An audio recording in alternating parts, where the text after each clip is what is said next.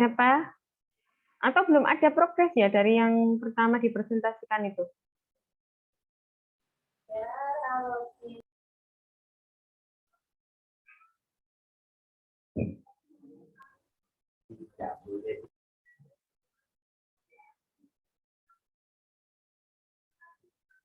Silakan.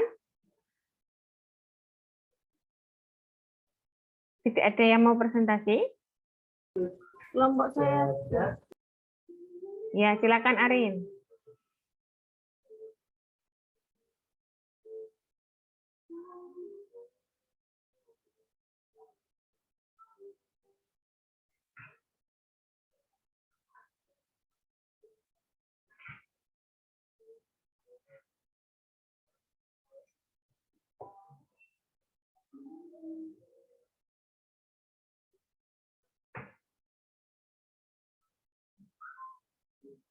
Dibesarin lagi, Tin.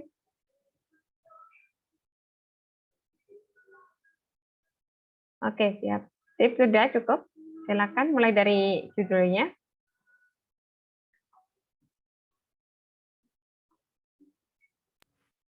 Assalamualaikum warahmatullahi wabarakatuh. Assalamualaikum. Di sini kelompok saya akan mempresentasikan hasil artikel sementara berjudul analisis struktur geologi dan perubahan sosial yang merupakan dampak bencana lumpur lapindo. Beranggotakan Nuri, saya sendiri Alicia, Muhammad Alfanani Anwar, Rinolina Otolua, dan tim Datita.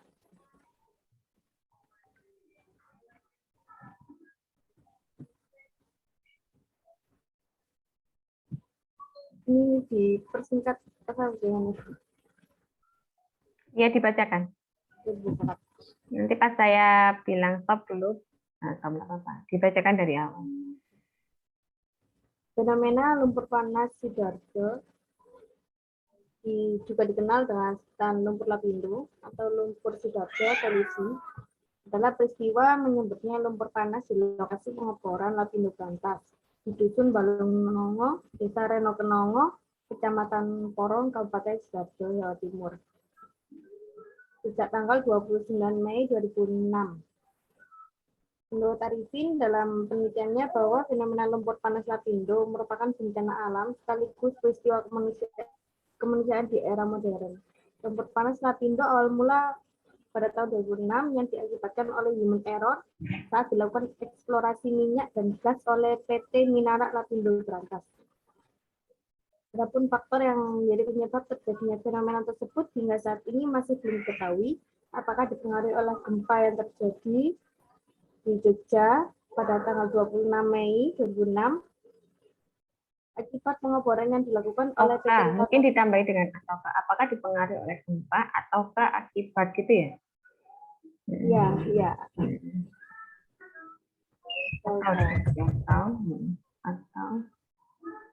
Atau akibat pengeboran yang dilakukan oleh PT Lapindo Brantas dengan lokasi yang berbeda di pusat semburan atau disebabkan oleh faktor-faktor alam yang lainnya. Masyarakat korban luapan lumpur Lapindo ditinjau dari wilayah atau areanya dikelompokkan menjadi 5, yaitu daerah bencana terdampak, daerah bencana menyusul, daerah bencana langsung, dan daerah bencana tidak langsung. Peristiwa semburan lumpur panas telah menyebabkan terjadinya penurunan tanah yang mengakibatkan kerusakan pada infrastruktur pabrik dan rumah warga. Indikasinya adanya penurunan permukaan tanah pada awalnya diketahui dari adanya perubahan konstruksi pada jembatan layang atau flyover yang melintasi jalan raya Porong Sidoarjo. Yakni adanya retakan pada tanah yang memotong flyovernya di miring ya. Karena itu salib. Adanya retakan pada tanah yang memotong badan jalan di sekitar jembatan tersebut. Fenomena bencana lumpur panas Lapindo ini juga diikuti oleh fenomena deformasi geologi, di mana terdapat pergerakan formasi batuan secara vertikal dan horizontal, yang kemudian terjadi tembusan gas di dalam dan di luar area yang terdampak. Peristiwa ini juga telah mengakibatkan korban jiwa manusia, kerusakan lingkungan, kerugian harta benda, dan dampak psikologis serta dampak sosiologis yang akan dialami akibat program relokasi. Perpindahan penduduk ke tempat baru atau relokasi ini akan membawa pengaruh yang signifikan pada proses dan struktur masyarakat, hubungan sosiokultural, ekonomi, kekeluargaan, dan peranata sosial juga akan mengalami kemunduran atau ketidakteraturan lagi, bahkan sangat potensi untuk terjadi konflik sosial di tempat yang baru. Akibat dari bencana tersebut turut menghilangkan pola sosial beserta berbagai aspek di dalamnya, baik aspek ekonomi, budaya, dan politik masyarakat. Terdapat berbagai bentuk respon psikologis dan sosial yang dialami masyarakat terdampak berbeda-beda, tergantung pada persepsi dan mekanisme coping yang digunakan. Masyarakat terdampak luapan lumpur lapindo terkategori secara sosial mereka membentuk kehidupan baru serta berupaya untuk mengembalikan modal ekonomi dan modal budaya. Upaya penanganan dampak bencana lumpur lapindo, pemerintah mempublikasikan Peraturan Presiden Nomor 14 Tahun 2007 tertanggal 8 April 2007 tentang Badan Penanggulangan Lumpur Sidoarjo. Akan tetapi hasil Perpres tersebut memicu kelompok masyarakat penerima ganti rugi. Konflik antar kelompok korban bencana lumpur lapindo dipicu oleh adanya kebijakan pemerintah terkait penanganan dampak bencana lumpur lapindo, di mana warga memiliki perbedaan dalam segi strategi, taktik, dan kepentingan dalam memperjuangkan tuntutan ganti rugi. Dalam konteks bencana ini, fenomena dampak psikososial akibat lumpur lapindo belum bisa dijelaskan secara mendalam, terutama bagi daerah bencana terdampak yang hingga kini sebagian masyarakatnya masih bertempat tinggal di sekitar luapan lumpur lapindo. Oke, yang belum itu adalah kenapa sih kok penting kamu mau meneliti, maksudnya mau mengkaji tentang struktur geologinya dan dampak sosialnya? Apakah sudah disampaikan di sini ada pentingnya? Kenapa sih dampak sosial? Oke, mungkin di paragraf yang ini ya, misalkan terdapat beberapa bentuk respon psikologi dan sosial yang dialami masyarakat terdampak berbeda-beda tergantung pada persepsi dan mekanisme coping yang digunakan. Nah, setelah paragraf ini dengan paragraf setelahnya ini tidak tidak koheren ya, tidak berkaitan. Setelah ini kenapa upaya penanganan? Nah, harusnya kalau sudah menganalisis di sini sudah menjelaskan latar belakang tentang dari lumpur lapindo itu sampai sekarang itu penanganannya seperti apa? Kan karena ini kan merupakan peristiwa yang sudah lama dari tahun 2006 gitu ya. Nah, yang perlu kamu analisis itu kan dampak sosialnya pada sekarang itu seperti apa. Nah, mungkin dulu itu sudah ada jadi penanganan dulu bicaranya, misalkan tahun 2006 ada penanganan bla bla bla bla, terus kemudian ada pergeseran, ada perpindahan, ada kehilangan pekerjaan dan sebagainya. Tetapi sampai sekarang ternyata ada perubahan sosial masyarakat yang terdampak lumpur lapindo itu. Jadi ini upayanya dulu, baru efek yang dibahas sekarang itu seperti apa, kan itu arahnya. Paham maksud saya ya untuk kelompok ini? Upaya ini bingung kalimatnya.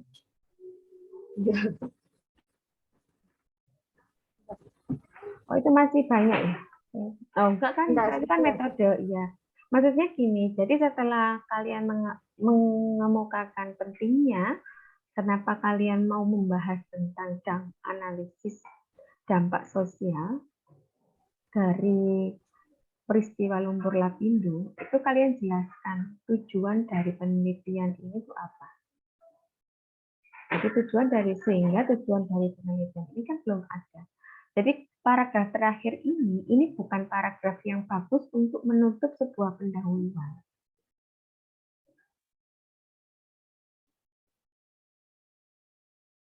Jadi kalau mau nutup pendahuluan, itu terakhir paragrafnya itu adalah tentang analisis gap-nya. Jadi kenapa sih kok kamu mau membahas dampak sosialnya? Berarti kan harus dikaitkan dulu dengan bahwa lumpur lapindo itu sudah ada sejak tahun 2006. Tetapi ternyata dampaknya sampai sekarang itu masih ada, masih terasa di masyarakat. Nah, dampak itulah yang mau dibahas dalam artikel ini. Jadi tujuan penelitian ini adalah untuk menganalisis dampak apa? Dampak sosial. Tuh. Ya, nah tadi saya lihat di judulnya itu ada 2 variabel, ya kan? Tentang analisis geologinya, ya. Sebenarnya mau dipilih salah satu saja bisa, tidak usah dua-duanya.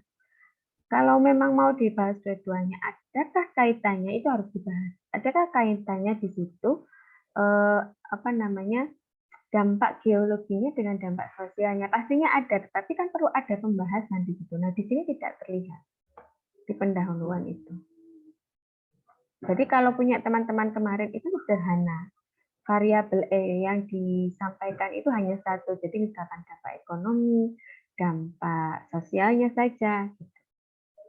Kalau saya coba lihat apa namanya metode sama pembahasannya dulu ya.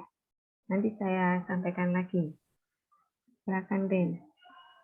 Coba tapi kalau hasil tapi kok pembahasannya belum. masih belum. Tapi saya lihat tadi kok ada gambar geografi dan sebagainya. Coba bawah saya lihat Ya, tadi kok ada peta-petanya. belum. Kalau gitu coba lihat. Nanti bisa kita beri bahas bersama. Ini struktur geologinya. Ini yang terbaru ya, sumber terbarunya ya.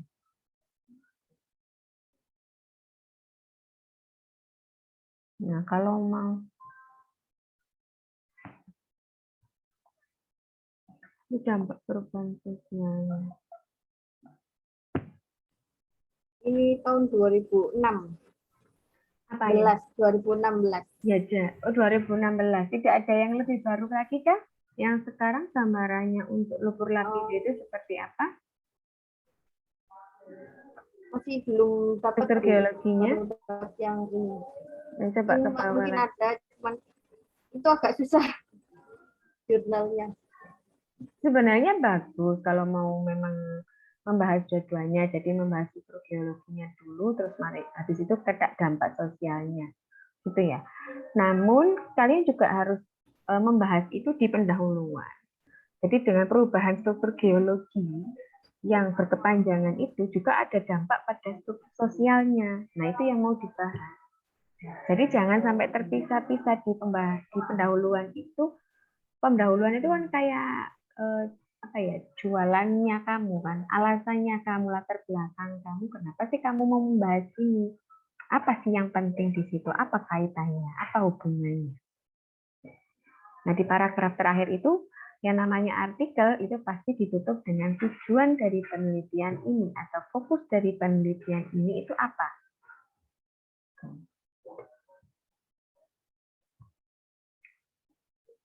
Coba ke bawah lagi, Rin. No. Ke bawah lagi.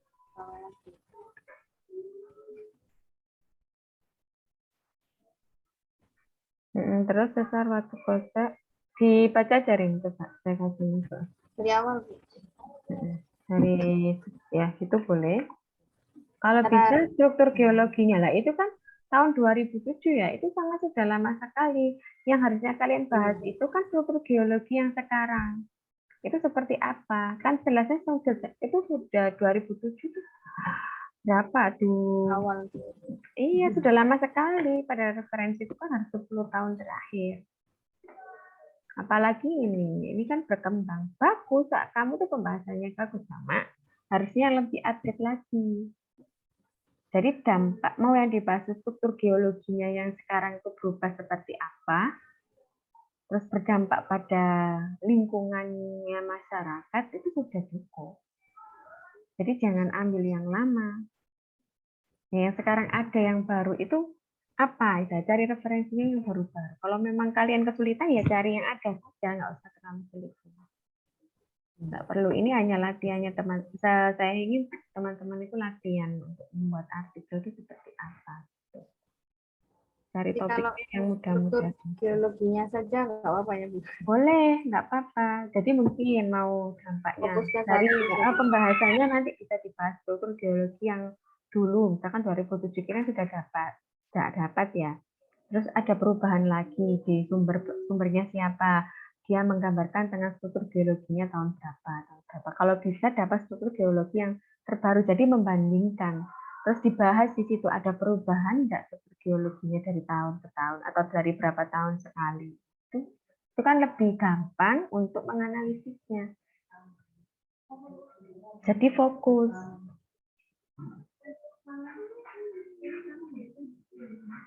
Itu ya Nur ya. Ada yang mau ditanyakan?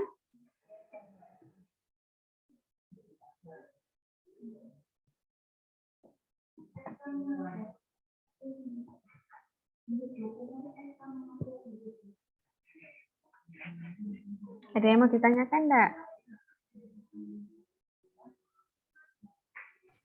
Sepertinya masih belum.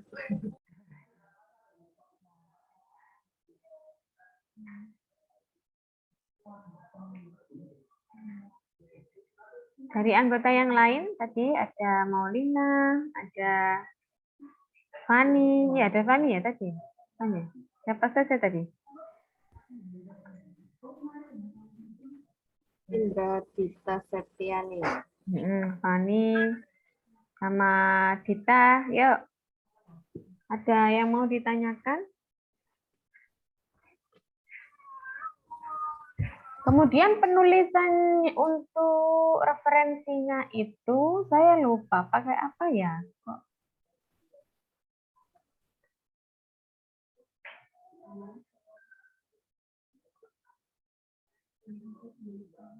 saya lihat dulu ya. Referensinya tuh bukan pakai 1, 2, 3 kecil gitu. Referensinya itu nah kan pakai besar gini.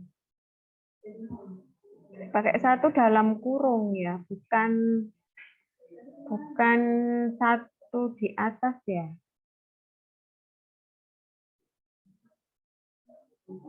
Referensinya.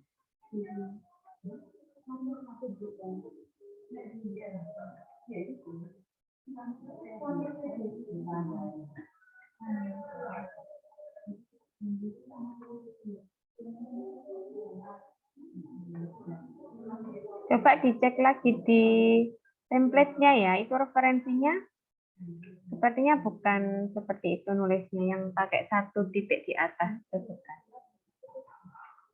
Referensi. Untuk penulisan referensi, coba dilihat, Rin, ke bawah. Oh ini ya. Ya, disesuaikan dengan template-nya. Bukan pakai 1 titik di atas, enggak, tapi 1 dikurung. Pakai itu font cover kalau nggak salah. Pakai font cover ya. Kalau pakai Mendeley Itu nanti tulisannya daftar pustaka atau referensi gitu. pakai referensi aja. Tuh. Ada yang mau ditanyakan lagi? Kalau jadi kalau bisa langsung analisis struktur geologi. Titik 2, dampak bencana lumpur apindo. Nah, nanti isinya struktur geologinya itu mungkin karena ini bukan bencana yang baru. Kalau teman-teman kan mungkin ada yang pas baru-baru ya. Nah, ini kan karena sudah lama, kalian di pembahasannya bisa itu membahasnya struktur geologinya dari yang tahun berapa 5 tahun sekali atau bagaimana. Jadi gambarnya apakah ada perbedaan. Itu saya kembalikan lagi ke teman-teman ya. Misalkan nanti kesulitan, oh ternyata saya sulit cari referensi untuk mencari gambarnya.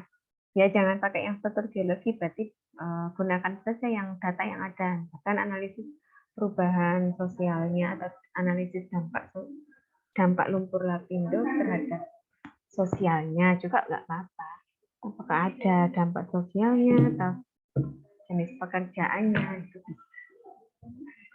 Jadi pakai satu variabel saja. Itu ya. Baik, ada yang mau ditanyakan lagi? Nur? Ada. Ya, silakan. Referensinya kan nomor 1 sampai 3 itu buku dalam itu maksudnya gimana? Apa? Gimana, Nur? Di referensi di template itu bagian bawah referensi. Itu di poin-poin yang bulat itu lingkaran. Itu buku dalam untuk nomor 1 sampai 3. Kemudian chapter buku dalam 4 sampai 5. Itu gimana, Mas? Yang mana maksudnya? Yang halaman berapa, Nur, di template-nya, Nur? 4 bawah sama 5. 4 bawah sama 5.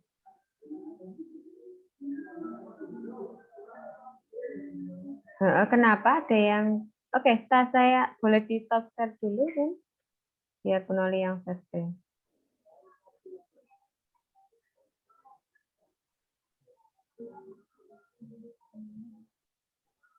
Yang mana, Nur?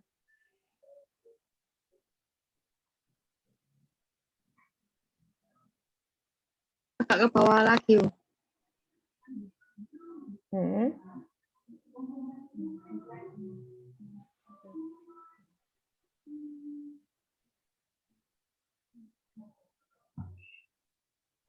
Oh, atasnya buat.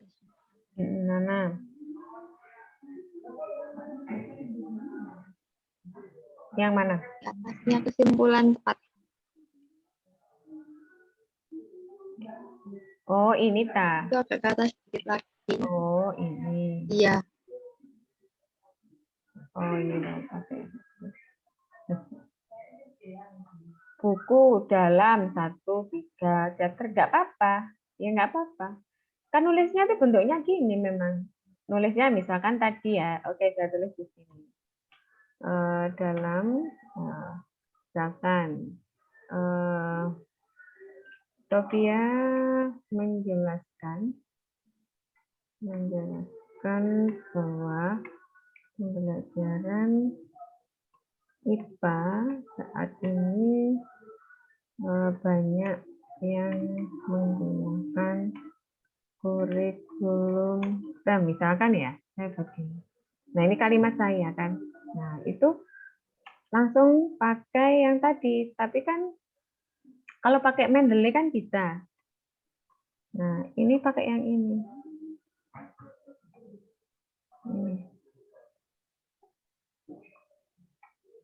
Oh, sorry. Nah, ini 1. Nah, gini. Tambahnya gini. Nah, 1 ini siapa? 1 itu adalah ini. Nah, ini kan 1 berarti Chen ya. Chen ini. Bukan saya. Gitu. 1 siapa? Oh, 1 kalau jadi referensi adalah Chen linear network ini. Atau gitu, paham ya? Jadi maksudnya buku dalam, chapter buku dalam, itu ya referensi itu ditulisnya seperti ini. Nah, misalkan satu kalimat bisa dari 2 referensi kan boleh.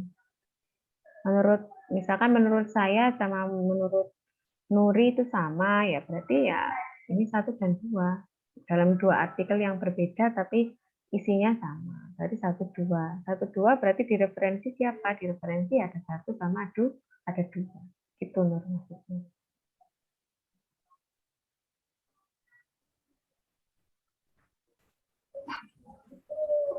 Saya izin bertanya juga. Hmm. Misalkan menurut A gitu ya, menurut A dalam penelitiannya Nggak boleh, harus dicari yang asli harusnya.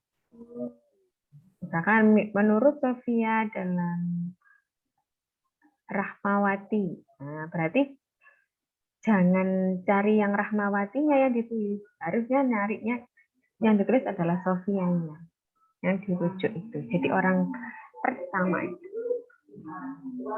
Ya, banyak ya yang kayak gitu. Nah, itu tidak diizinkan sebenarnya. Jadi harus cari yang utama. Dan tadi Pak Fajar dan Pak Nurdiansa sudah menunjukkan bahwa ini adalah Itu tadi bukan urutan referensi ya. apa Nur? Putus-putus Nur. Nah, Angka tadi itu berat, bukan urutan referensinya. Maksudnya kalau diambilnya dari buku, berarti dia harus ditaruh di urutan. Enggak, pokoknya urutnya nomor 1 dari atas nomor 1. Setelah nomor 1, 2, 3, 4, 5. Itu kalau pakai software Mendeley otomatis. Ya. Kalau pakai software Mendeley itu otomatis. Contoh ya, saya contohkan ya. Saya buka Mendeley-nya saya dulu.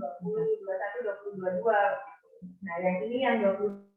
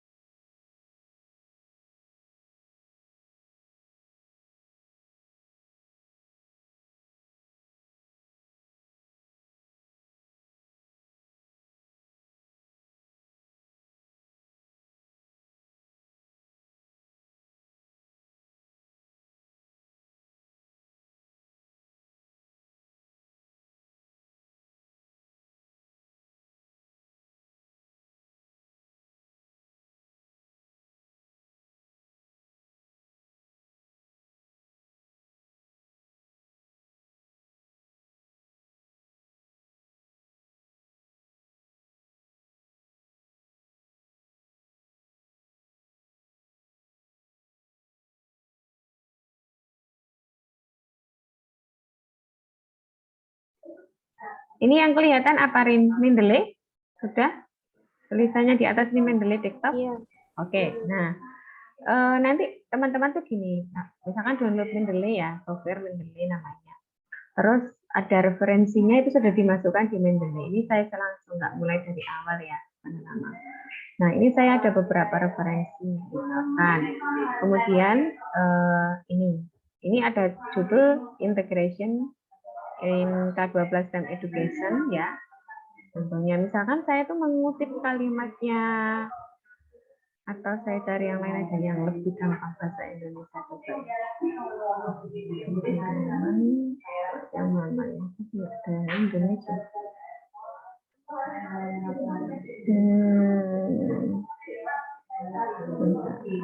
Jadi aja ya. Nah, misalkan ya. Di sini kan dijelaskan bahwa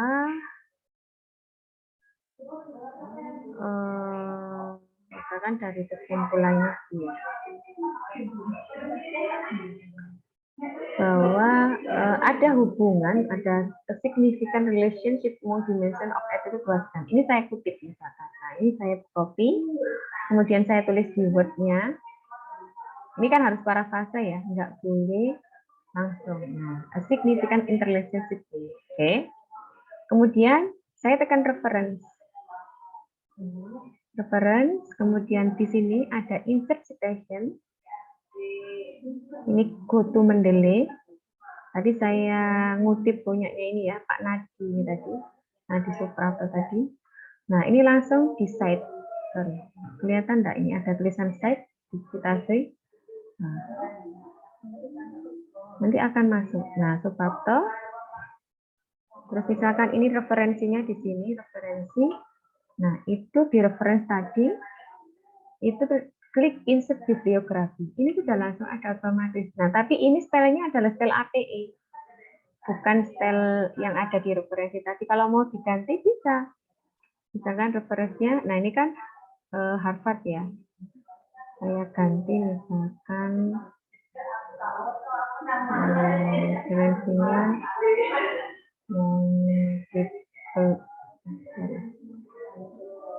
misalkan yang IEE, use this style, dan nah, terus tadi pakai IEE.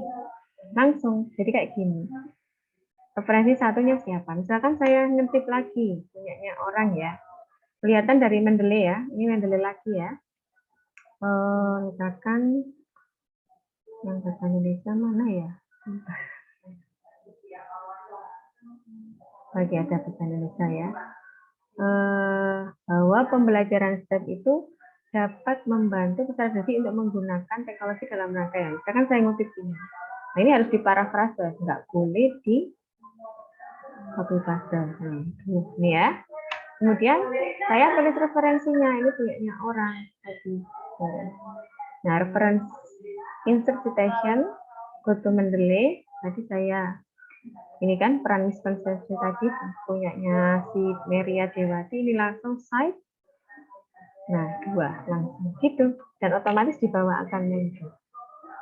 Nulisnya seperti itu. Itu kalau pakai software Mendeley. Kalau mau pakai manual ya nggak apa-apa. Enaknya kalau pakai software Mendeley itu teman-teman bisa merubah misalkan. Ternyata di jurnal itu bukan pakai IEE, misalkan pakai yang lain. Nah, pakai apa namanya? Harvard atau pakai APE, American, itu terserah. Misalkan ini, nah ini yang punyanya Nuri, American Medical ini. Nah bisa ganti-ganti pakai IEE saja. Gitu Nur dan Arin dan semuanya cara menulis referensi. Jadi yang direferensi yang di apa template-nya jurnal itu yang tidak itu pakai IEEE atau IEEE.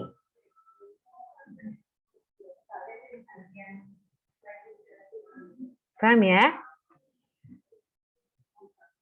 Oke, Bu. Oke, yang lainnya? Jadi kalau mau nulis skripsi juga bisa enak. Nggak mungkin ada apa namanya referensi yang tertinggal yang belum ditulis. Kalau pakai software Mendeley. Jadi yang dikutip itu dimasukkan semua di Mendeley, PDF semuanya itu dikumpulkan. Nah, pada saat kita ngutip langsung insert reference.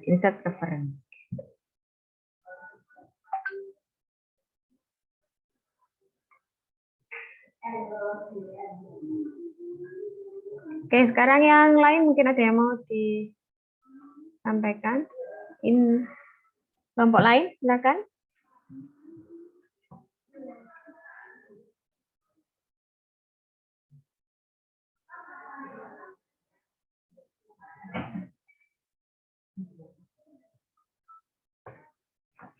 Kelompok lain belum? Ada yang mau didiskusikan dengan kita semuanya?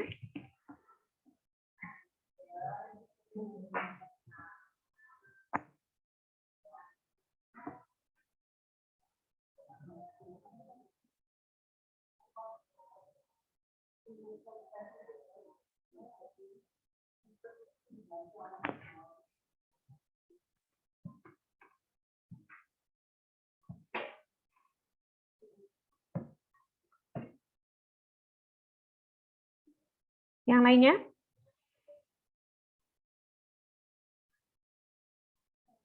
Oke, kalau mau kelompoknya nggak gimana, Rin? Belum selesai ngomong. Kelompoknya Hana yang Oh, Hana. Ya, Han, silakan. Dibantu siapa yang share screen?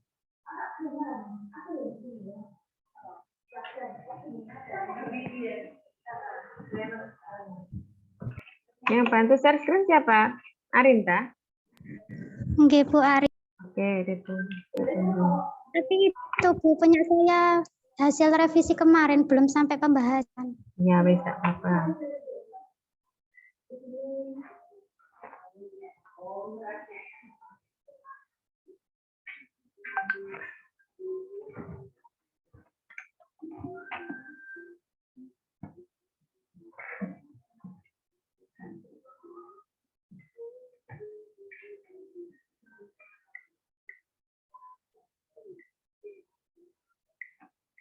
Sudah saya. Oke. Sudah sedikit bocorkan tadi. Sudah sedikit. Silakan Han, yang mana saja tadi kemarin ngasih sinyal. Pendahuluan, Bu.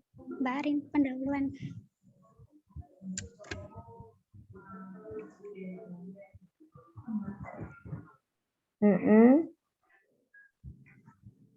Kabupaten Sukabumi Jabar, ibu kota dari Kabupaten Mas, jadi Banjir, di mana Malang merupakan provinsi. Oke. Sebuah gempa bumi terjadi bahkan.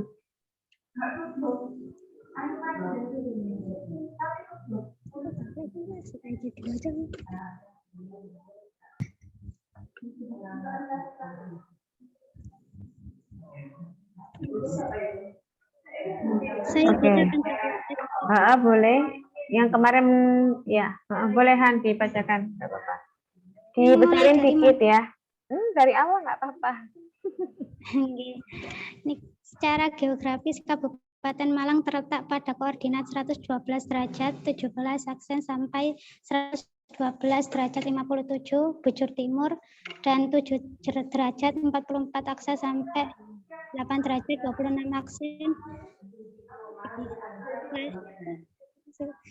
LS.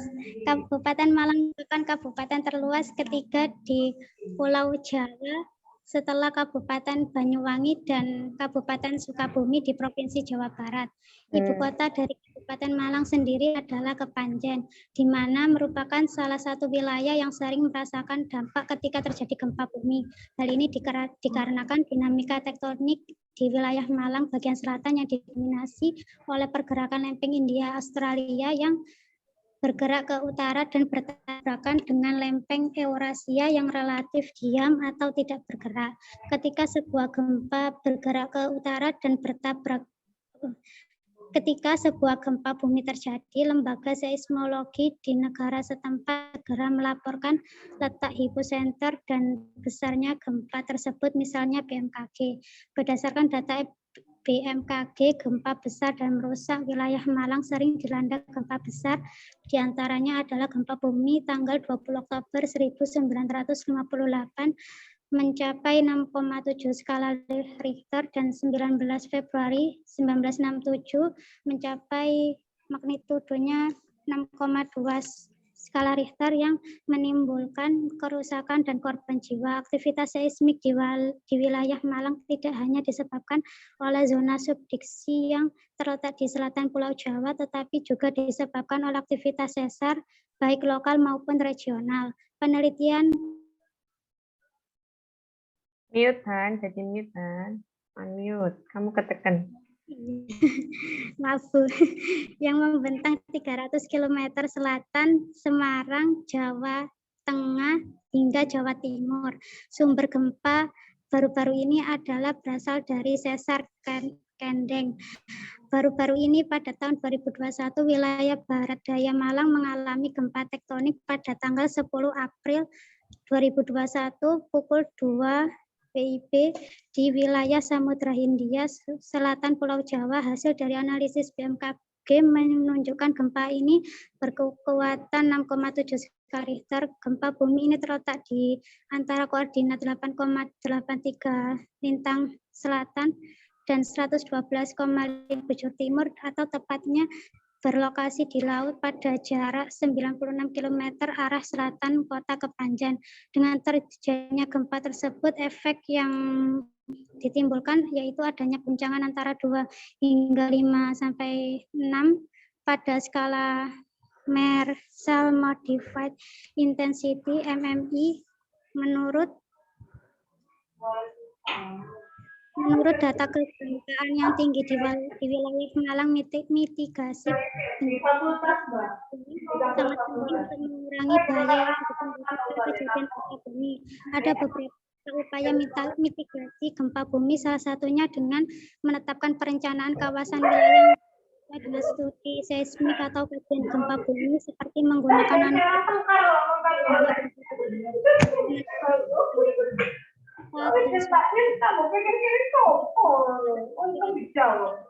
karena adanya pelepasan energi kejadian gempa bumi merupakan kejadian alam yang tidak dapat dihindari memiliki potensi merusak infrastruktur, tatanan lingkungan, serta menimbulkan jatuhnya korban jiwa, sehingga perlu dilakukan berbagai upaya untuk mengantisipasi dampak akibat gempa bumi. Dampak gempa bumi umumnya dapat merusak struktur bangunan, menimbulkan korban jiwa, menimbulkan ketakutan dan kepanikan, serta menimbulkan penyakit disentri dan malaria akibat kerusakan sanitasi. Kajian gempa bumi sangat penting untuk mendukung kegiatan pembangunan, penataan ruang, dan upaya mitigasi untuk meminimalkan dampak kerusakan bahkan menghindari korban jiwa. Karena itu peneliti mengungkapkan analisis dampak gempa bumi terhadap kawasan atau sektor pemukiman warga di wilayah Kabupaten Malang. Oke, baik Hana, sudah lebih bagus dari yang kemarin untuk latar belakangnya, tapi yang perlu ditambahi di sini adalah referensi ya, yang di paragraf 1 sama paragraf tadi 2 tadi tidak ada referensi sama sekali. Kan nggak mungkin itu dari kalimatnya kelompoknya Hana sendiri, jadi referensinya dari mana itu ditambahkan ya. Dan penulisannya tadi kalau untuk jurnalnya Umsida kan bukan EPE ya, American Style ya, bukan yang seperti ini, tapi yang seperti yang saya contohkan tadi ya Hana ya. Jadi pakai E. Sebenarnya di Word itu juga menyediakan layanan untuk referensi ya. Jadi nanti bisa diklik, dipilih yang stylenya IEEE atau IEEE. Itu dipilih itu nanti. Pakai Mendeley tadi gitu. Pakai Mendeley bisa, pakai referensi. Saya tuh sukanya memudahkan teman-teman. Tapi kalau teman-teman mau belajar Mendeley ya banyak sekali di YouTube sebenarnya. Nanti tinggal referensi apa PDF-nya itu dimasukkan ke Mendeley. Nah, kamu ngutip yang mana, itu enak. Tuh. Daripada manual. Ya, gitu. Oke, sudah untuk metodenya sampai mana Hana ini sudah? Sampai pembahasan belum? Pembahasannya masih proses, Bu, masih mencari. Tidak apa-apa. Metodenya ini saya bacakan lagi Bu, presentasi. Metode penelitian ini menggunakan kualitatif studi pustaka literatur review. Literatur review merupakan suatu kajian ilmiah yang berfokus pada satu topik tertentu. Literatur review akan memberikan gambaran mengenai perkembangan suatu topik tertentu. Literatur review akan memungkinkan seorang peneliti untuk melakukan identifikasi atas suatu teori atau metode, mengembangkan suatu teori atau metode, mengidentifikasi kesenjangan di antara suatu teori intelektuasi di lapangan atau terhadap suatu hasil penelitian. Menurut Rowley and Slack 2004, di mana dikutip dari Bethany Saltykov 2012 dalam Cahyono Sutarmo dan Hartono 2019, di mana penelusuran literatur dilakukan pada bulan Januari 2020. Topik yang akan dibahas adalah analisis dampak gempa bumi terhadap sektor pemukiman warga pada tahun 2021. Pengumpulan data sekunder bersumber pada jurnal dengan kata kunci gempa bumi Malang pada tahun 2021, dampak dari gempa bumi Malang pada tahun 2021, sektor pemukiman warga Kabupaten Malang. Teknik analisis data yang digunakan yaitu metode naratif, di mana sebuah prosedur yang di mana menceritakan urutan serangkaian peristiwa secara terperinci dengan menggambarkan tentang kehidupan suatu wilayah dan menuliskan fenomena tersebut agar diketahui banyak orang. Oke, sudah nggak apa-apa, tinggal diganti yang apa namanya mode IEEE tadi ya. Jadi bukan apa.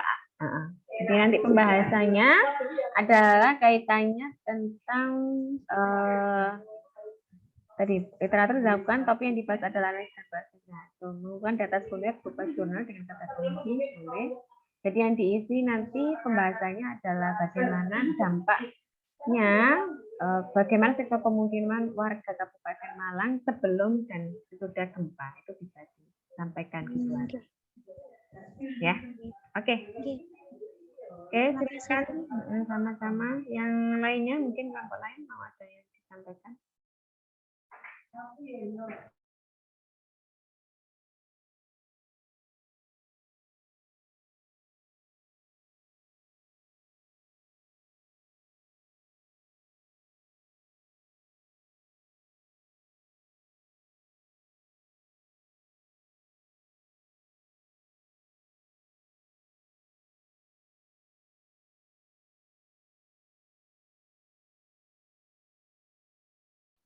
Kalau tidak ada yang mau menyampaikan, berarti saya tinggal tunggu deadline-nya teman-teman mau selesai kapan ini.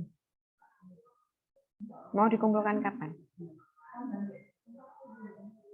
Kan UAS sudah selesai semua nih ya, apalagi yang sudah selesai semua, jadi mau dikumpulkan hari apa? Hari Jumat depan, Bu. Hari Jumat depan. Oke, itu nanti saya unplug ya teman-teman. Kalau unplug-nya masih tinggi, maka saya minta teman-teman untuk melakukan parafrase.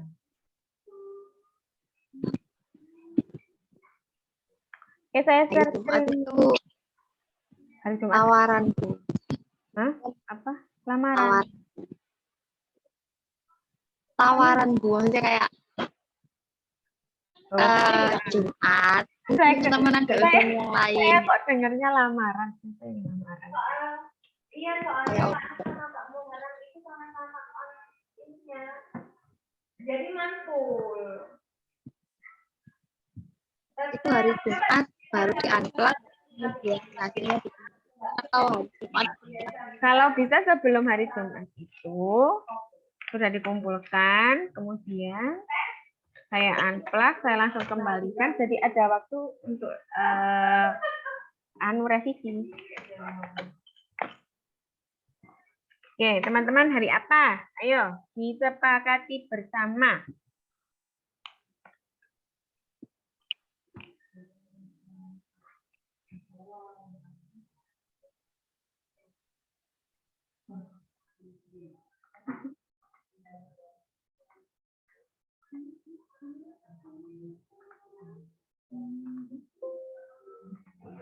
Bateraiku kok wis entek.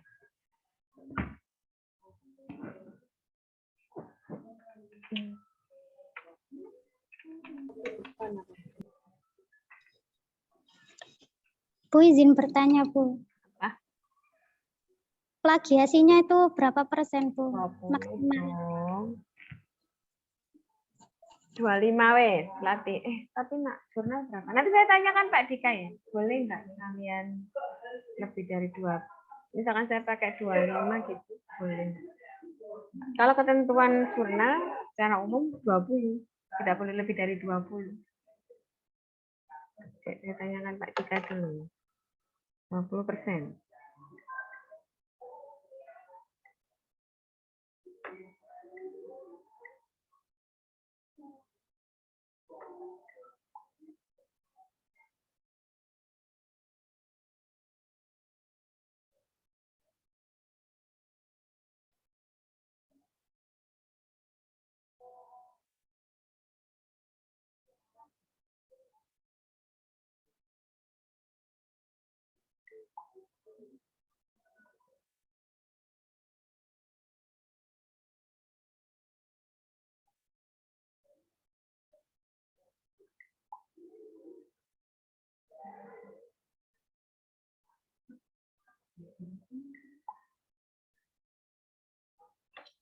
Dan saya tanyakan ya.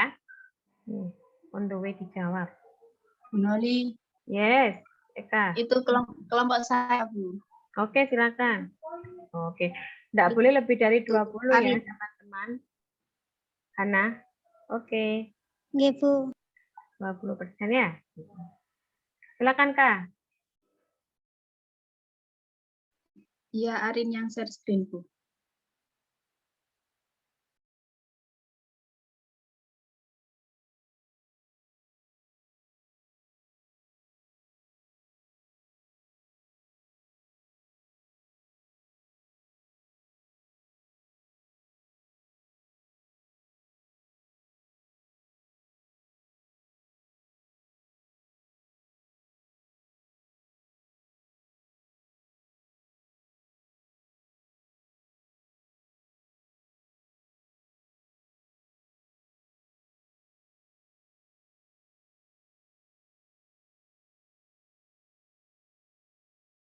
Ini langsung pendahuluan, Bu. Soalnya abstraknya masih belum.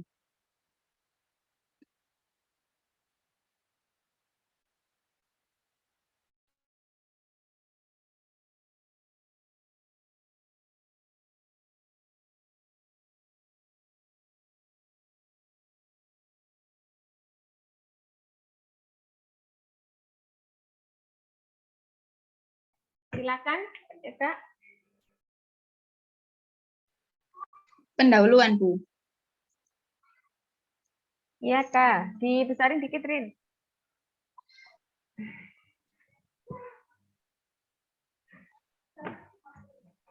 Pemerintah Kabupaten Lumajang merupakan salah satu daerah yang berada di wilayah bagian selatan Provinsi Jawa Timur.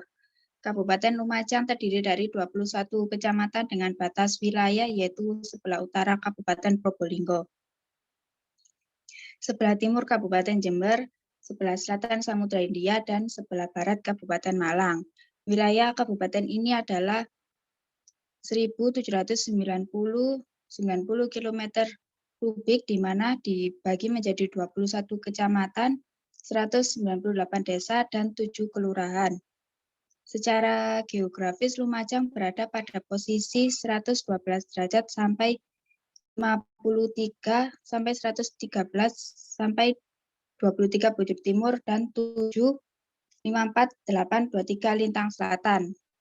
Lumajang beriklim tropis yang berdasarkan klasifikasi Schitt dan Ferguson, termasuk iklim tipe C, dan sebagian kecamatan lainnya beriklim D. Jumlah curah hujan tahunan berkisar antara 1.500 sampai 2.500 mili. Temperatur sebagian besar wilayah 24 derajat Celcius sampai 23 derajat Celcius. Kabupaten Lumajang terdiri dari dataran yang subur karena diapit oleh 3 gunung berapi, yaitu Gunung Semeru, Gunung Bromo, Gunung Lamongan. Kabupaten Lumajang memiliki gunung tertinggi di Pulau Jawa, yaitu Gunung Semeru, yang sebagian besar wilayahnya terletak di Kabupaten Lumajang dan sebagian kecil berada di wilayah Kabupaten Malang yang memiliki ketinggian 3.676 dari permukaan air laut. Gunung Semeru terletak pada 08 derajat 06,5 ls dan 112 derajat 55 bt. Puncak Gunung Semeru adalah Puncak Mahameru dengan Kawah Jonggring Saloko. Gunung Semeru merupakan gunung api berbentuk stratosferkalnos dengan kubah lava. Mulut kawah Gunung Semeru mengarah ke tenggara, sehingga lelehan lavanya selalu mengarah ke Kabupaten Lumajang. Keberadaan Gunung Semeru di Lumajang dan beberapa kali terjadi bencana lahar dingin dan letusan gunung berapi menandakan bahwa kabupaten rawan terhadap bencana. Pada Sabtu 4 Desember 2021 sekitar pukul 14.50 WIB, Gunung Semeru mengalami erupsi. Saat terjadi erupsi, Gunung Semeru memutahkan awan panas guguran sejauh 4,5 km. Merupakan PVMBG, aktivitas Gunung Semeru saat ini terdapat di Kawah Jonggring Saloko, di mana lokasi ini terletak di sebelah tenggara Puncak Mahameru yang terbentuk sejak 1913. Usai kejadian guguran awan panas guguran, secara visual Gunung Semeru menunjukkan masih tingginya guguran lava pijar dengan jarak luncur antara 500 sampai 1.000 meter arah Besuk Kopokan. Sedangkan awan panas guguran masih terjadi sebanyak 1 kali kejadian. Aktivitas kegempaan masih berfluktuatif, di mana didominasi oleh gempa-gempa permukaan. Jumlah kejadian gempa guguran, gempa letusan, gempa hembusan, dan getaran tremor harmonik ini masih tinggi. Hal ini mengindikasi penggerakan magma ke permukaan masih terjadi. Jumlah kejadian banjir mulai meningkat, mengindikasikan mulai meningkatnya kejadian lahar di aliran Besuk Kopokan seiring meningkatnya curah hujan di wilayah ini. Bencana erupsi gunung berapi memiliki dampak berupa bahaya primer, yaitu aliran lava, dan bahaya sekunder berupa banjir lahar. Adapun dampak dari lahar yang memiliki resiko yang tinggi karena material yang dibawanya dapat mengakibatkan kerusakan dan berpotensi menimbulkan kematian, luka, sakit, jiwa terancam, hilangnya rasa aman, mengungsi, kerusakan atau kehilangan harta dan gangguan kegiatan masyarakat.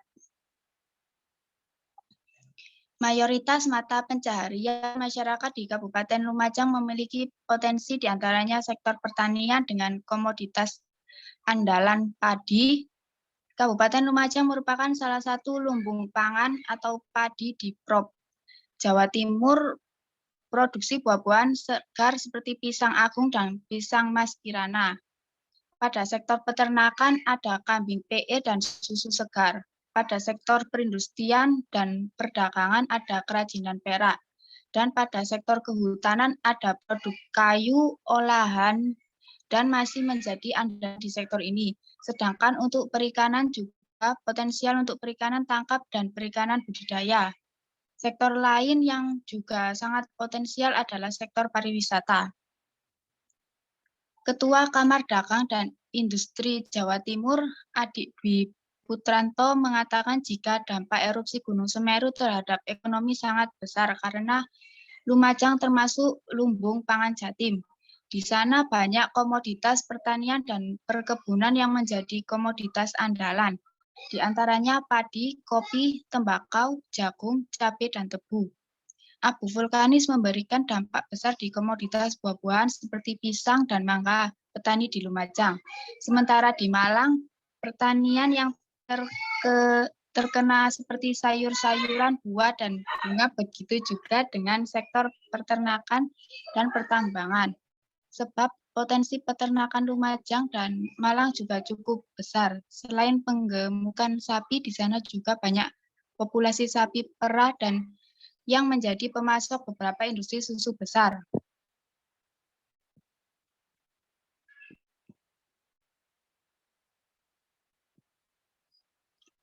Menyadari bahwa dampak yang diakibatkan dari sebuah bencana begitu beragam dan mengancam, maka pemerintah melakukan upaya mitigasi bencana dalam PP nomor 21 tahun 2008 pada pasal 1 ayat 6 disebutkan mitigasi bencana adalah upaya untuk mengurangi resiko bencana, baik melalui pembangunan fisik. Langsung, soalnya saya sudah duluan membaca daripada Eka.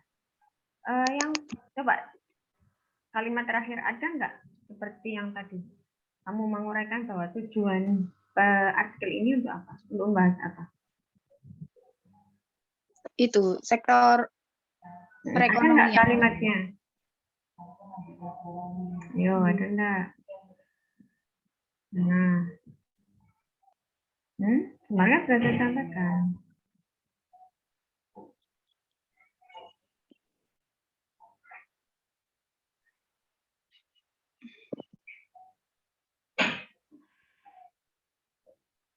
Sampaikan tujuan dari penelitian artikel ini itu apa? Ya, jadi kalimat kalian terakhir apa itu? Itu kan bukan. Gitu ya. Tadi kayak punyanya Hana tadi sudah. Jadi pendahuluan aja, tidak usah terlalu banyak-banyak juga. Iya, Bu. Seperti punyanya Hana tadi kan sudah terakhir akhirnya merujuk bahwa sebenarnya dari kalimat ini sudah bisa sih anu sebenarnya Kak. Ini kan terhadap apa tadi? Sektor perekonomian. Perekonomian kan kaitannya dengan apa namanya?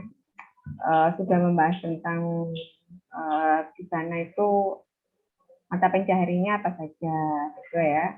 Iya. Karena menyadari bahwa dampaknya dari suatu itu, nah ini nggak usah kayaknya. Ini nggak usah kalimat yang terakhir ini, paragraf yang terakhir ini nggak usah. Tapi kamu ada buat kalimat sendiri. Jadi paragraf terakhir itu paragraf yang harusnya mengkaitkan beberapa paragraf sebelumnya.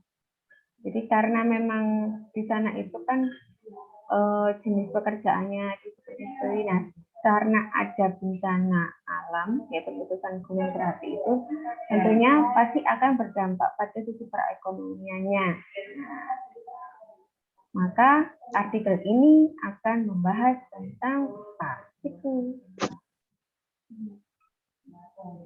Kalau menyadari dampak terus kita membahas kesiapsiagaan, ini kan bukan kaitan, bukan dalam pembahasan lagi.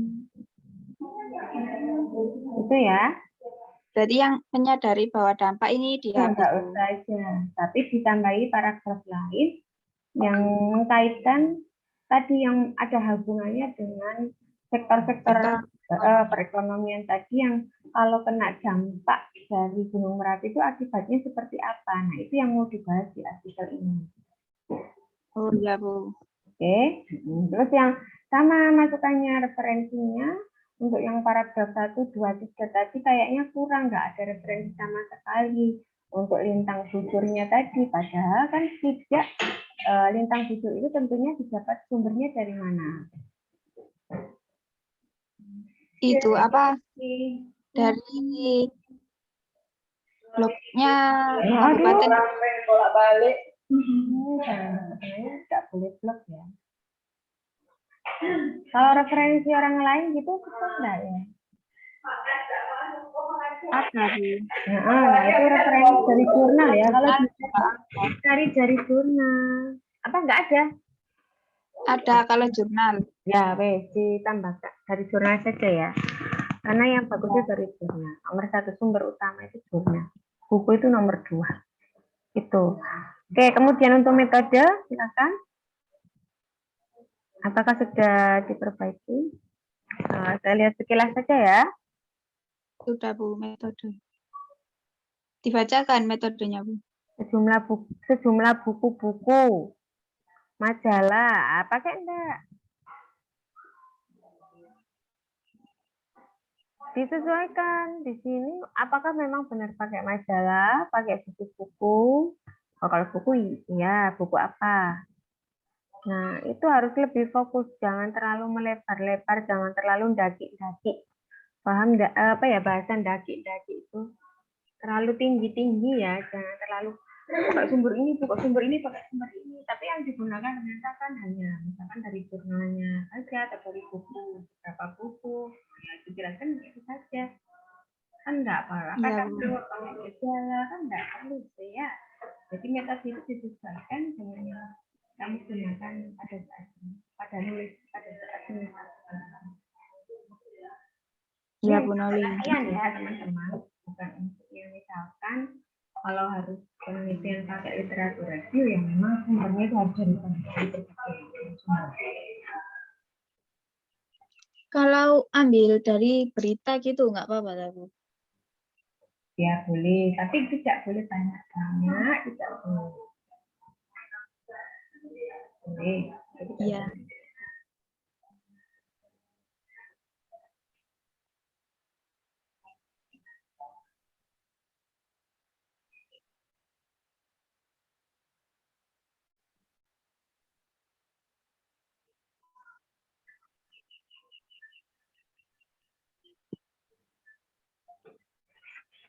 Oke, itu ya. Iya, Bu.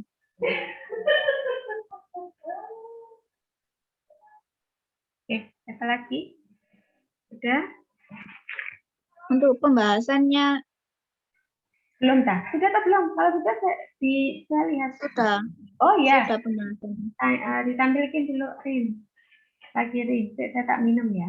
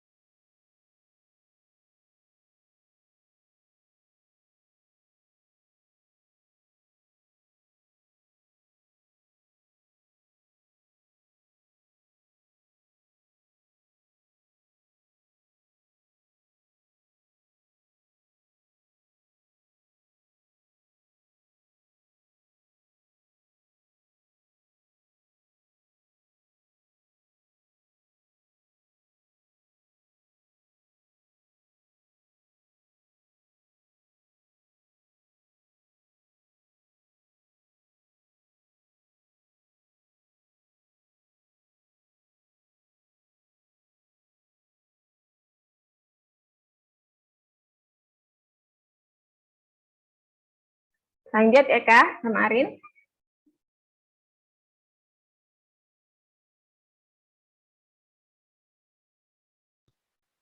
Ke pembahasan Rin.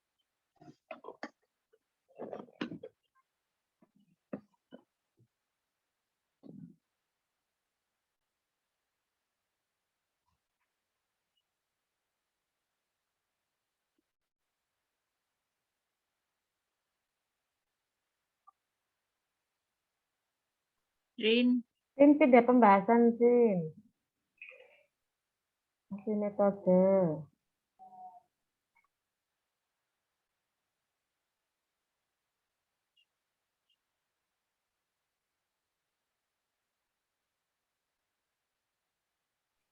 Kok malah ditinggal Arin?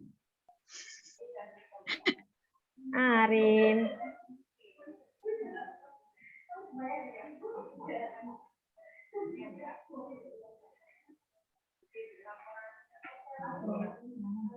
Pindah ke pembahasan Rin. Kebalik dong sayang. Nah, itu dia.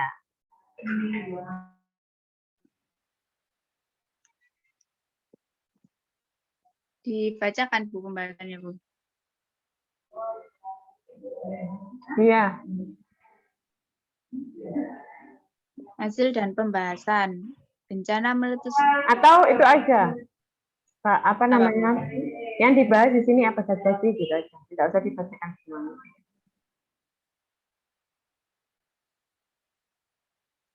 Yang dibahas di hasil dan pembahasan ini hilangnya beberapa atau banyak plasma nutfah dan berubahnya biodiversitas tumbuhan, hilangnya daerah tangkapan air, rusaknya hutan, dan bahkan tertutupnya sumber air, serta hilangnya saluran-saluran air,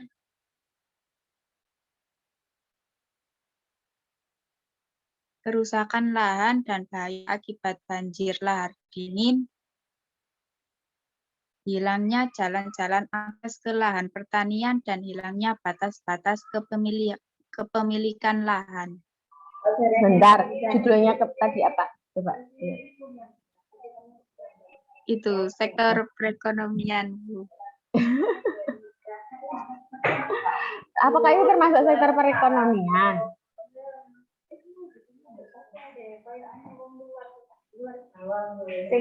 Coba lihat sih.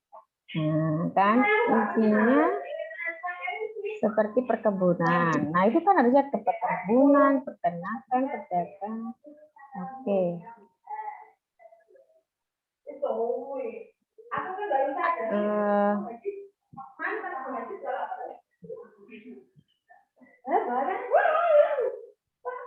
Kira-kira apa sih yang cocok kalau begini ya?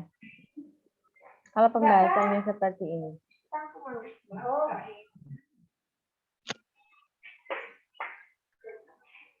Ayo apa?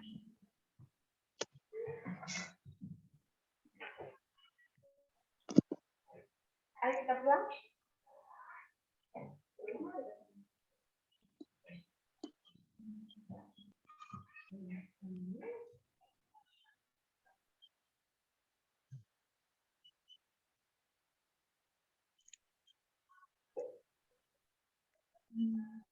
Kamu berarti kan kudune bahasnya bisa perkebunannya seperti apa, peternakannya seperti apa. Jadi kamu detailnya di sini sudah menyebutkan bahwa menurut ini ya, 6 sektor perekonomian di Lumajang itu adalah ini, perkebunan, peternakan, perdagangan, pertanian, pariwisata gitu kan. Tapi bahasanmu beda gitu loh. Yang harus dibahas kan ini, hilangnya misalkan lahan-lahan perkebunan atau boleh perkebunan, berarti perkebunan itu kaitannya apa saja tadi. Peternakan kaitannya apa saja, perdagangan kaitannya apa saja, pertanian itu. Jadi judulnya duduk ini. Duduk subjudulnya gitu, duduk hilangnya beberapa atau banyaknya plasma nutfah. Meskipun ini nanti ada kaitannya dengan misalkan perkebunan. Paham ya? Eka ya? Iya, Bu. Kamu kan Bu Yudi mau berarti kan ngerti, tahu salahnya gitu kan berarti. Ada yang nggak match di sini ya. kan? Nah, jadi yang harusnya dibahas ini perkebunan, peternakan, perdagangan, pertanian, pariwisata itu bagaimana? 1, 2, 3, 4, 5. Nah, 1, 2, 3, 4, 5. Nah, memang Kak, nah ini nanti bisa dijadikan sumber salah satunya misalkan dari segi perkebunan. Perkebunan karena biodiversitas tumbuhannya kan hilang, ya kan? Hilangnya plastik, kayak gitu-gitu. Tapi yang dibahas ini sektor perekonomiannya, bukan ini. Jadi kayak nyambung kalau kamu poin-poinnya kayak gini. Tidak nyambung dengan judulnya. Iya, Bu Noli. Oke. Itu ya, Kak ya. Iya, Makasih Bu. sudah sampai pendahuluan. Oke, sampai pembahasan. Ada yang lainnya? Mau ada yang mau diskusi?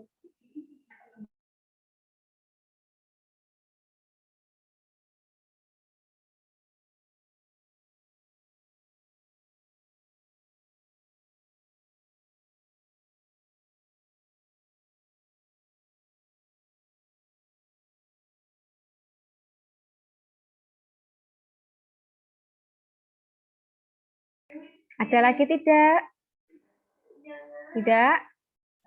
Sudah? Kalau sudah kita deal-dealan hari apa jadinya teman-teman bisa mengumpulkan sebelum final ya, sebelum masukan dari saya. Nanti saya unplug-kan sebelumnya. Hari apa? Sekarang tanggal 14 Januari tahun 2022. Harus selesai, Bu. Ya, nah, finish. Tidak ada, maksudnya konsultasi. Ya, kan saya unplug dulu. Ya, saya unplug dulu. Kalau masih lebih dari 20%, saya kembalikan. Sama mungkin beberapa masukan sedikit dari saya. Jadi kalau bisa, sebelum tanggal 21. Berarti tanggal berapa? 20. Sebelum tanggal 21 berarti tanggal 20. Gitu ya. Gimana? Tanggal 20. Jadi saya share screen untuk e-learning dulu.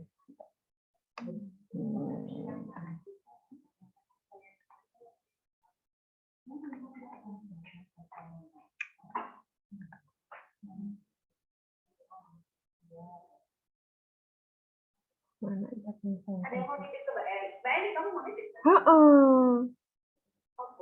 Iku uti usan ukurannya. Ya Allah aku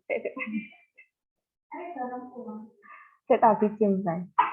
Oke, ini ya hari ini sudah. Nah, minggu depan itu yang tanggal 15 ini saya minta teman-teman untuk mengupload ya. Berarti tanggal berapa teman-teman? Tanggal 20 atau 19?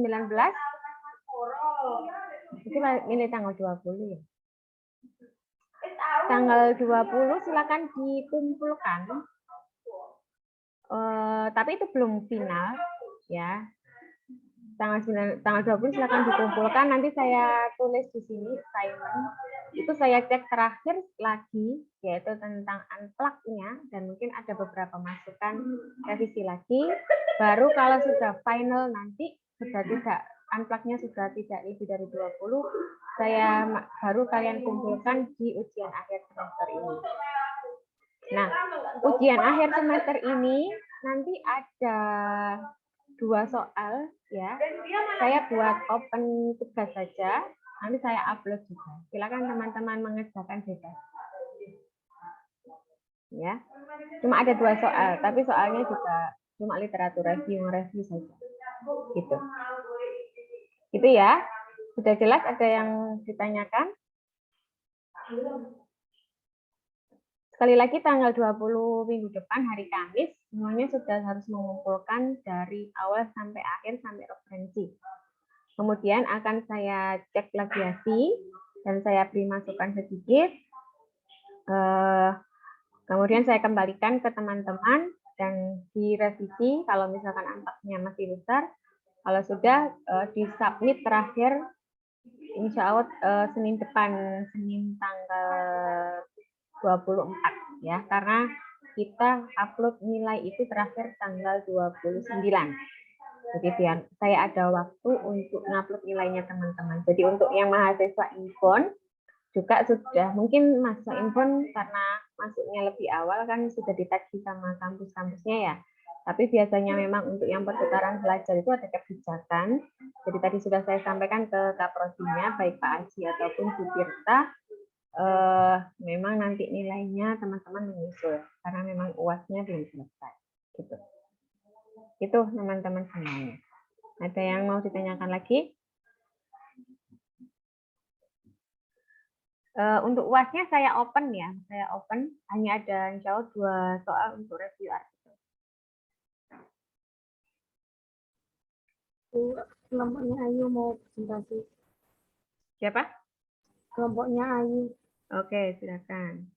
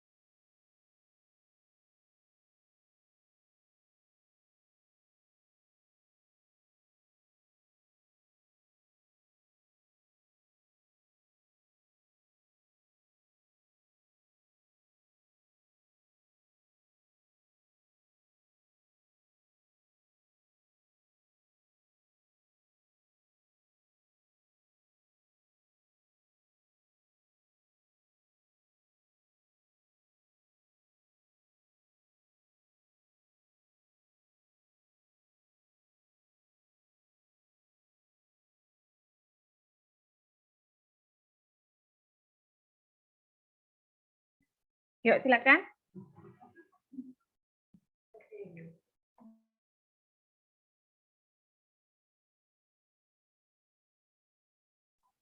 Yuk, Rin. Silakan, Rin. Ayu ya kok Arin. Yuk, Ayu.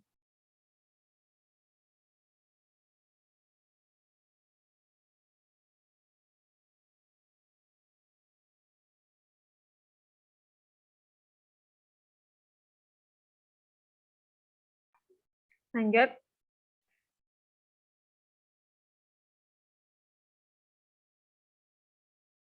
Bella mana yuk? Oh, nggak masuk yuk.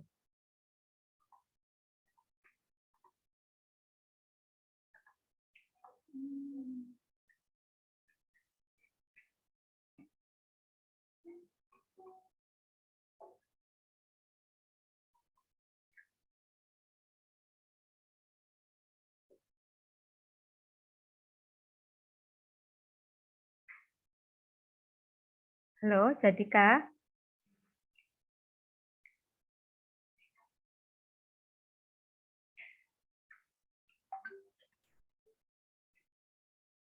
Masih bingung Bu katanya.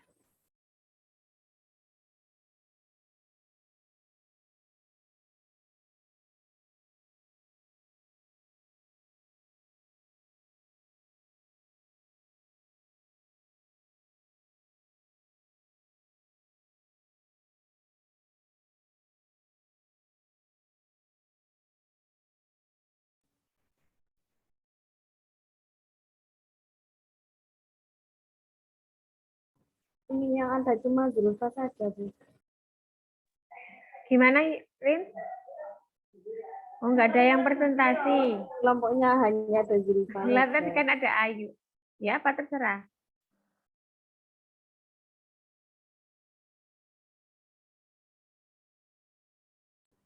Zulfa gimana jadi presentasi? Ya Mbak Arin minta tolong share nggih.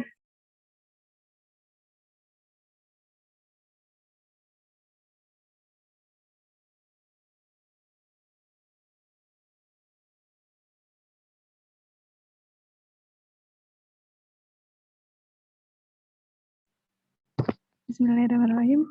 Bu Noli, ini langsung saya mulai ya Bu. Ya, ya Zul, nggak apa-apa. Ya. langsung di pendahuluan saja Mbak Arin.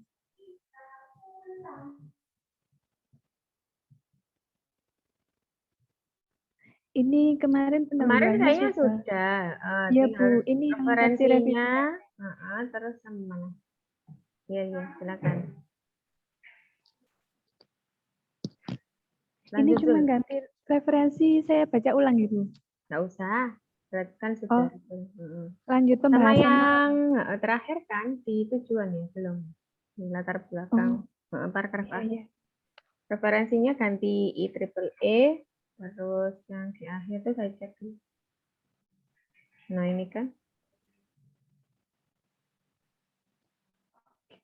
Ya, oke. T. Kalau bisa, naik dulu sebelum metode Rin. Naik lagi Rin. Oke, it's okay. Udah. Oh ya, nggak apa-apa. Saya kira tadi satu paragraf, satu kalimat. Kan nggak boleh. Satu paragraf itu kan terdiri dari beberapa kalimat. Oke, sudah.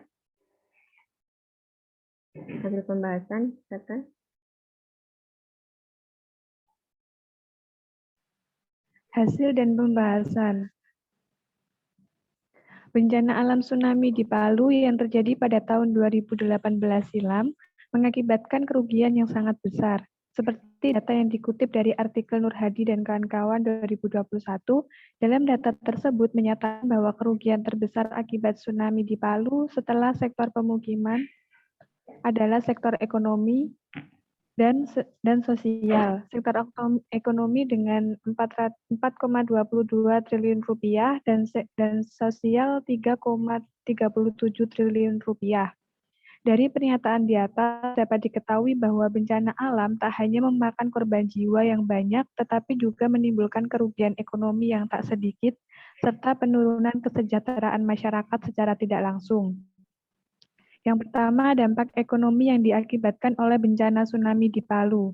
Bencana gempa bumi dengan skala 7,4 skala Richter yang terjadi pada hari Jumat tanggal 28 September 2018 disusul tsunami dan likuifaksi di Sulawesi Tengah. Tidak saja menimbulkan kerusakan dan kerugian di bidang infrastruktur, tetapi juga melumpuhkan sektor ekonomi dan mata pencaharian masyarakat. Akibat adanya bencana tersebut, perekonomian Kota Palu mengalami penurunan atau kontraksi di beberapa sektor, terutama sektor jasa keuangan dan asuransi sebesar 8,39%, sektor penyediaan akomodasi dan makan minum sebesar 4,65%, dan sektor pengadaan listrik dan gas sebesar 3,47%, berdasarkan sumber BPS Sulawesi tahun 2018. Penurunan ekonomi yang disebabkan dari penurunan aset-aset produksi di beberapa sektor pun menjadi dampak mengapa pertumbuhan ekonomi di masing-masing sektor belum stabil. Kecamatan Sirenja merupakan salah satu dari 16 kecamatan di Kabupaten Donggala, Sulawesi Tengah yang terdampak tsunami. Sebelum terjadinya bencana alam tersebut, mayoritas sumber penghasilan masyarakat untuk memenuhi kebutuhan sehari-harinya, yaitu dari kegiatan bertani dan nelayan. Selain itu, juga ada usaha skala mikro. Bahkan usaha skala mikro ini menjadi mata pencaharian lain yang dijalankan oleh keluarga petani dan nelayan, baik berupa usaha produksi rumah tangga, usaha dagang berupa kios kecil-kecilan, maupun usaha jasa berupa salon, bengkel, dan Oke, Zulfa. Kita kembali lagi ke judul. Judulnya apa tadi? judulnya Kenapa tertawa? Kenapa tertawa? Ya, judulnya apa tadi? Sosial ekonomi. Beda loh ya, sosial ekonomi.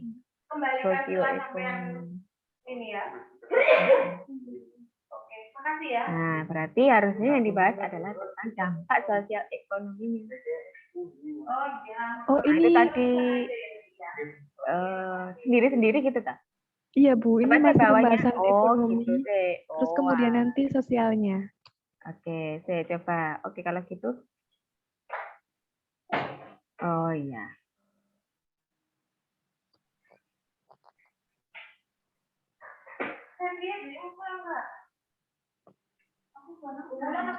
Bagaimana Bu dilanjutkan?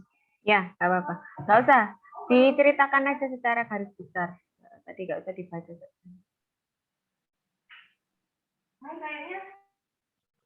Pada pembahasan ini kami mengulas tentang dampak ekonomi yang diakibatkan dari tsunami dan juga dampak sosial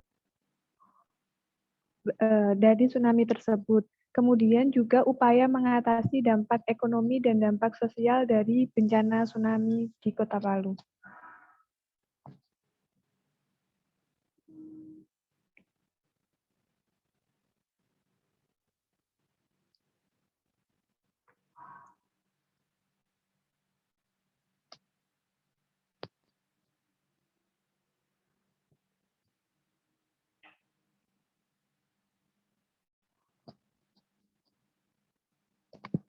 Lanjut ke bawah, Zulfa.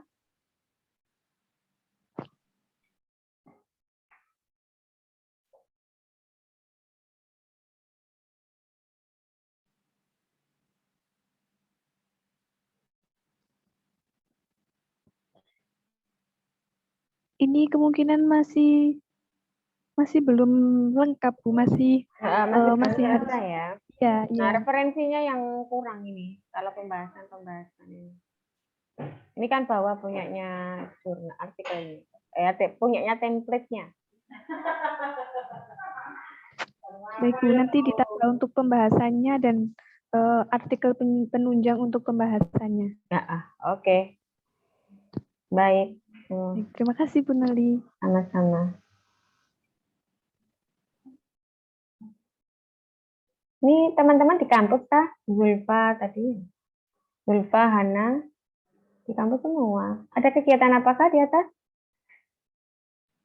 Tidak Bu, belajar bikin media untuk matkul lain. Oh, Aprikom. Iya, buat Aprikom kah? Iya Bu. Oh, iya. Oke deh, banyak tugas ya Mas ya. Oke, sudahkah? Ada yang mau presentasi lagi? Hari ini dengan bacaan hamdalah. Alhamdulillahirrahmanirrahim. Saya akhiri. Assalamualaikum warahmatullahi wabarakatuh. Waalaikumsalam warahmatullahi wabarakatuh.